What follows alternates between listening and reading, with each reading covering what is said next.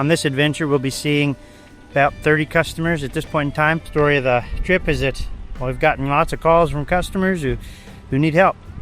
And that's what we're going to do. We're going to go help them with their needs, with their air seeder, their drill, and see how we can make their most important pass of the year most successful one. Super excited to join Dexter here. We are a husband and wife team that work at Ready.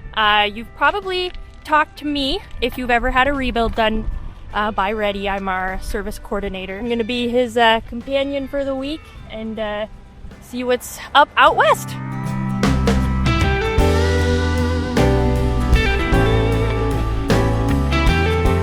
Ended up stopping in a town called Steele, S-T-E-E-L-E, North Dakota. It's home to the world's largest sand crane, so you need to plan your next vacation to visit that guy. The first inspection will be 7 a.m. tomorrow, Central Time, so get it right and early. Don't like to waste any amount of the day.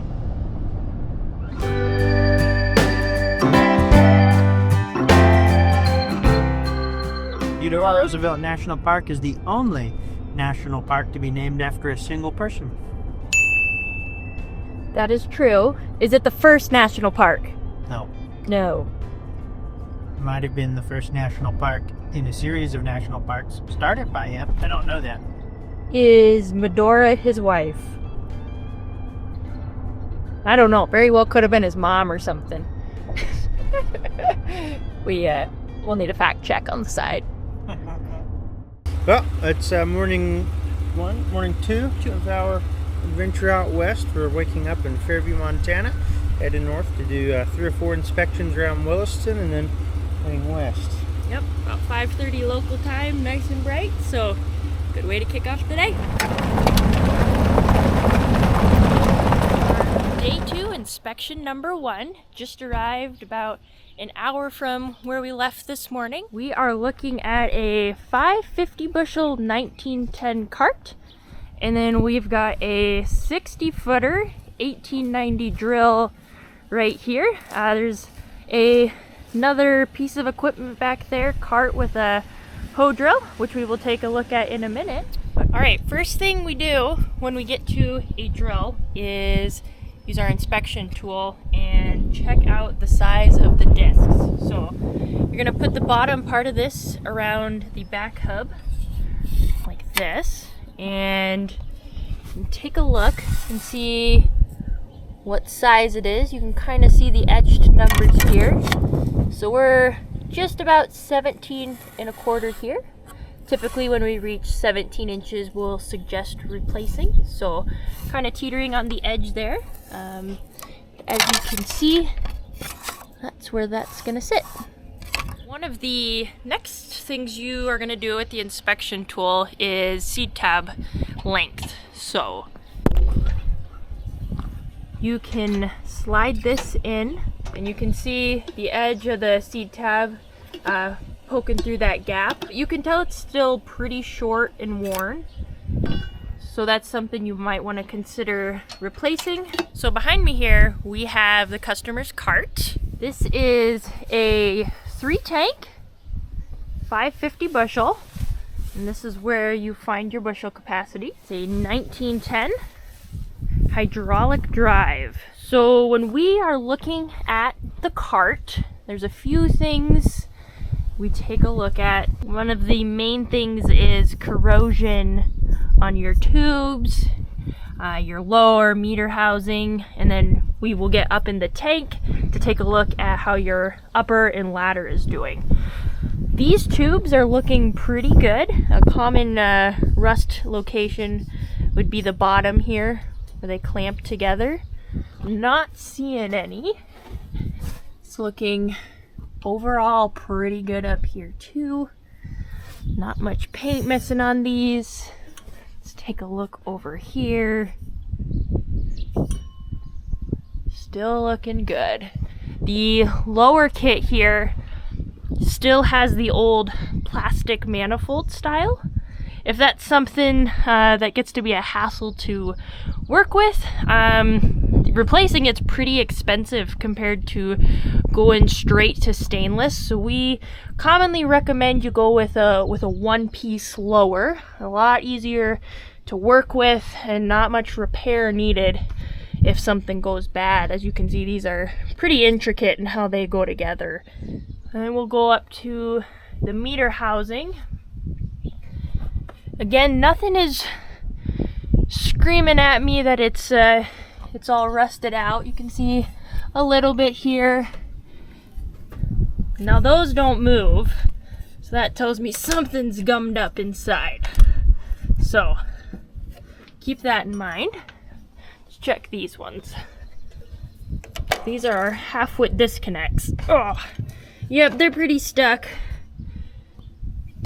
Oh. And let's see here. Nope, those aren't gonna go. So that's something we might want to take a look at. You can still see all the green color, and that's a good sign. Normally that's pretty brown and rusty. His ladder looks like it's got a lot of life left in it too. I see all his agitators and clips are still intact. So this is looking pretty good. Yeah, nothing looks too bad in here. Okay. Look at that. There's seed in there. I can't tell. But given the last couple, I think it's gonna be pretty darn good shape. Dexter, go ahead and tell us how to identify when your hose needs to be replaced. Usually the first tell is if you have duct tape wrapped around it, it needs being replaced. A couple other things you can do is take a look right at the elbows. If you try to squeeze it with your fingers, if it's worn through on the inside, you can usually squish it pretty easily because it'll be so worn so thin. Or if it's sun-baked and about to start cracking on you a lot, your fingernails will catch on it really badly for your secondary and your primary, really. Smooth as that baby's bottom. I think his hose is good. Dexter found a great example of sun-baked hose. Okay, listen closely. You can hear it scratching on your fingernails, so that's a really good indicator that it's time to replace your hose. Now this, it's smooth. I'm just scraping dust. There's nothing to worry about on this one. And this one's probably fine for a while, but that scratchy noise, that's a good tell. When we are checking your closing wheel arms, there's pretty much two things we're checking right off the bat. One is, does your pivot move freely, or is it too free and it wobbles? Now these look pretty decent, but the spring, which is just a standard round wire spring here, pretty weak. That's not snapping back into place. Let's see, this one, yep, even weaker. Pretty slow. Typically these are gonna snap back into place really firmly, so getting springs would be a pretty good idea. Firming wheel looks great. That pivot and spring, it's not wiggly, pops back right into place real quickly.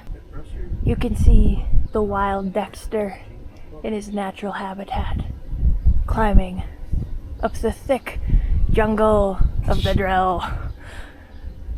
So this is our inspection tool where we will list the drill information such as the model, the size, the spacing, how many towers it has, and then we also have the cart type, etc. Here's a quick overview of the row unit on the drill and the condition of each major component on the drill. So I just walked over to his second piece of equipment. Back there we've got the hoe drill with a mid-row bander. And here we have another 1910 cart. This one is 3-tank, double chute ground drive. Again on this one, pretty good looking. Not any corrosion that's staring at me, so I think he's gonna get away with using this for a while longer. His conveyor looks pretty good. You may want to look at his spout up there. Seeing a lot of duct tape. holding that together. This is pretty worn.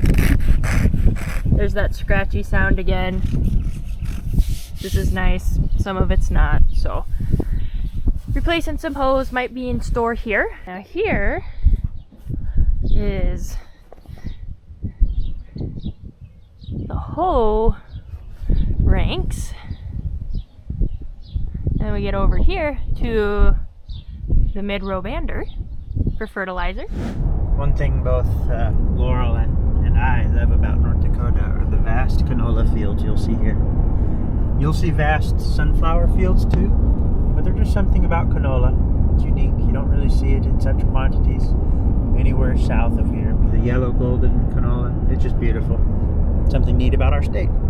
All right, we just pulled up at inspection number 2. So I can see he's already had some upgrades right off the bat. Looks like he's got some stainless already. The naked 1895. 10-inch spacing without a mid-row bander. Yeah, check this out. Whole lot of nothing. Something you look for on a boot is here. This should be flush. This should be flush right across here. It's not. These are pretty shot. At the beginning of each inspection and throughout it, we try to document with photos what the drill is, where we're at, and also the condition of the drill. So that way, as we're making our quote along the way, or if we need to talk about it weeks or even months later, we can go back, look at the photos or the condition of the drill, and make judgments or edits based on those things. He has the WBM style intelligent ag system. Looks like he could use some hose, some duct tape on it. Got a 2-tank ground drive system, single chute. Looks like he has double chute capabilities, but not using that. Pipes are looking good. Let's take a look and see what he's got going on in the tanks.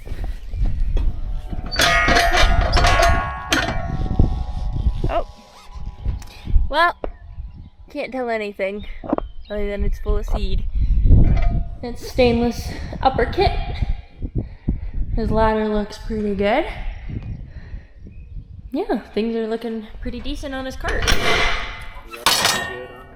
Closing wheel is a little loose. Closing wheel pivot. Press wheel pivot is stuck. He does have a V8 wheel though. Those are nice and tight down there. Well, those seem to move.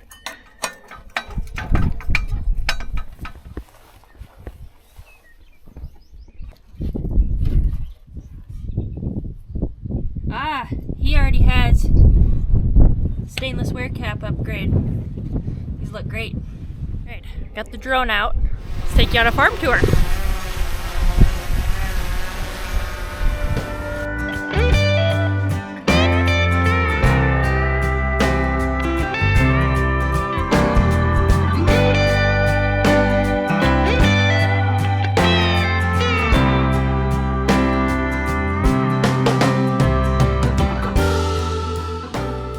We're south of Dagmar, east of Medicine Lake, Montana. We're going to be able to help this guy out with a few things. He's got loose gauge wheel arms, shot boots. Discs are less than 17 inches. We're going to help him out there. Now this is the town of Brockton, one of the 3 major cities along this route. They have a McDonald's, which I will be getting some food at. And me. So Laura. Well, it's been a rather long day in the truck here this afternoon. Lots of driving to get where we need to go, where there are more drills to look at. There's some mountains in the distance, way over there. You might not be able to see them. They're the Bear Paw Mountains. So right now we're about 45 minutes away from Havre, Montana, and that's where we'll be staying tonight before we get up early tomorrow to inspect some machines in Great Falls. So. Welcome to Havre! Just found a little piece of what feels like home. Go Bison! Make sure you like and subscribe to keep up on all the fresh content posted weekly, which includes helpful tips and tricks, new products, and various adventures. Also, make sure you check out Reddy's website to shop our performance air seeder solutions.